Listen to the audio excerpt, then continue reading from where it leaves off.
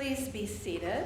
And I would like to invite the children to come and help me with this sermon. Are there any kids that would like to come up and gather around here? I'm going to sit down, and I know that means the choir can't see me, but hopefully they can hear me. Or they can come around and, if you want, and take a view, because these kids are quite the feast for the eyes. It's really good to see you guys. Were you listening to that story? So that story takes place on the same day that we celebrated 2 weeks ago. Do you remember what that day was? I think you guys were all here. What was it? Easter Sunday.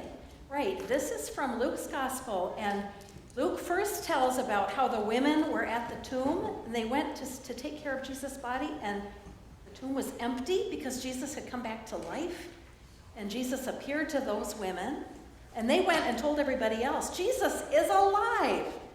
And then the next thing that Luke tells us about is when Jesus was walking to a village nearby, and he came across two people who were walking there. It was called Emmaus. And those people didn't recognize Jesus, I think because they thought he was killed and they just weren't expecting to see him. And they were really, really sad because they loved Jesus and he had died. And Jesus said, "Why are you so sad?" And they said, "Well, are you the only person in Jerusalem that doesn't know what happened?"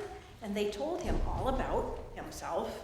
They told him all about Jesus and what had happened. And we thought he was going to save us, and then he died.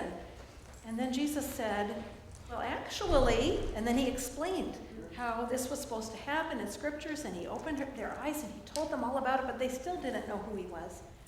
And then they got to their house, and Jesus was making like he was still going. But in those days, nobody would say, just go, without saying, come have dinner with us. Don't go any further. Come and rest and have dinner. So he did.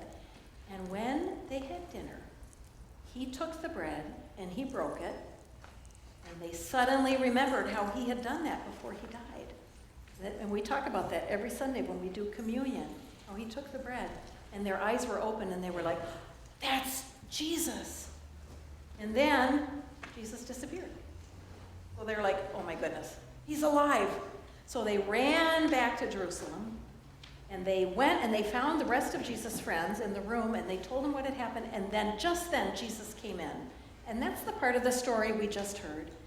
Jesus came in, and I think there are a few things about this story I wanted to point out. But one of them is that if I think about his friends gathered there, they had heard that he was still alive, but they just couldn't believe it because it was just so amazing.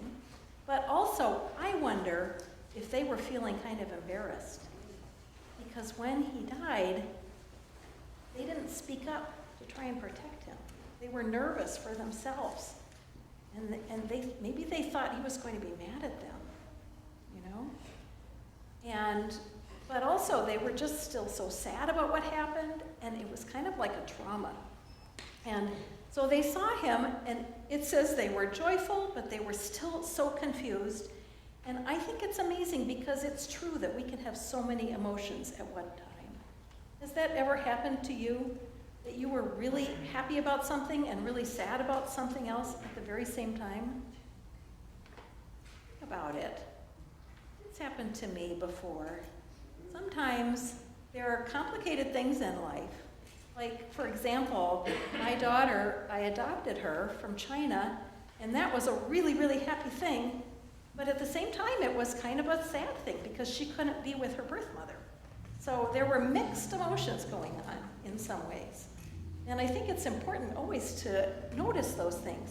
Or my first husband died, and I was so sad. It made me so, so sad. But at the same time, somebody might say something, remembering something he did, and I would laugh because I loved that memory. And somebody looking at me might think, "Oh, she's over it. She's not even sad anymore." But I can tell you, I was still really sad, even though I was able to be happy. Does that make sense? Yeah, so think about it. If it hasn't already happened to you, I bet it will, but I bet it's already happened to you, that you can have different emotions that seem opposite at the same time, and that's kind of what happened. So when they saw Jesus, at first they thought, he can't be alive, he must be a ghost. And Jesus could see that they needed some reassurance. Jesus gave them what they needed. He said, come over here, come and touch me. Because can you touch a ghost? If you touch a ghost, your hand kind of just goes right through, right? Yeah. They could touch him. And he could say, look, when they killed me, they left some scars on my hands and my feet. And they're there, but here I am. And then, what did he say? He said, is there anything here that's fit to eat? And what would the answer be if Jesus came to our coffee hour after church? Yeah, it was kind of a rhetorical question. This is a Jewish household. They always had something to eat, right? I think lots of us, that's our love language. We always want to be able to have something good to eat to offer a guest, right? So he said, do you have anything to eat? And they brought him some broiled fish, and he ate it. And there are a couple things about that. One is that, can ghosts eat? Right, it would just it wouldn't have any place to go. He was not a ghost. He was real flesh and blood. And in that culture especially, sharing a meal with somebody meant that you were connected to them. You were in communion. Have you ever had a big family meal that was a special occasion? And it was like the whole family was united and so together, right? So that was really important. And in a way, it was Jesus' way of saying, I forgive you. I understand why you couldn't stick up for me, and I forgive you. And he taught them about some things, about why that had to happen. So that was a good thing. And then also just, it was so important that they were physically present together. How many of you guys remember COVID? When you couldn't go to school, and you couldn't see your grandparents, and you couldn't be with other people besides your whole family. It was kind of hard, wasn't it? It was really isolating. It's so good to be able to be together. And that's what happened here. Jesus was with them, and they were in communion.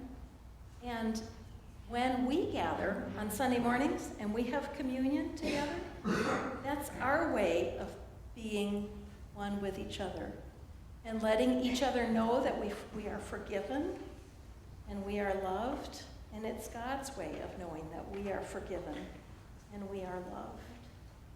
So, can anybody think of an example of mixed emotions in your life? Have you ever been kind of mad at somebody and then they told a joke and you laughed and you didn't want to laugh because you were mad, but you did anyway? That's happened to me. Like I didn't want to stop being mad yet, but I kind of had to. Or maybe I didn't, but I could still laugh. So there's one other thing, and that is that at the end of this reading, Jesus tells the people who were there, you are witnesses. What is a witness?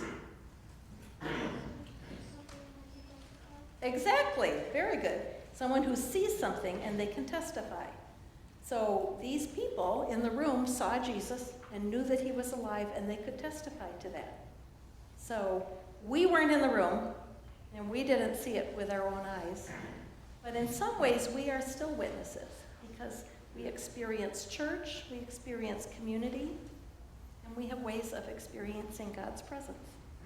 So I hope that we can all be witnesses. All right, any questions? We celebrate Easter for 50 days. So even though we had our big Easter celebration 2 weeks ago, we still think it's Easter. Isn't that kind of funny? All right, and I'm going to tell you one more thing, just to get ready for the last song in church today. It's kind of a cool song, and it's full of a lot of alleluias, and you guys already know this, but I'm going to ask you guys to come at the end and help us lead it out, and you just need to know this. Whenever we say glory, then you clap. Glory, just like that. Glory, glory, glory, hallelujah, glory. You got it.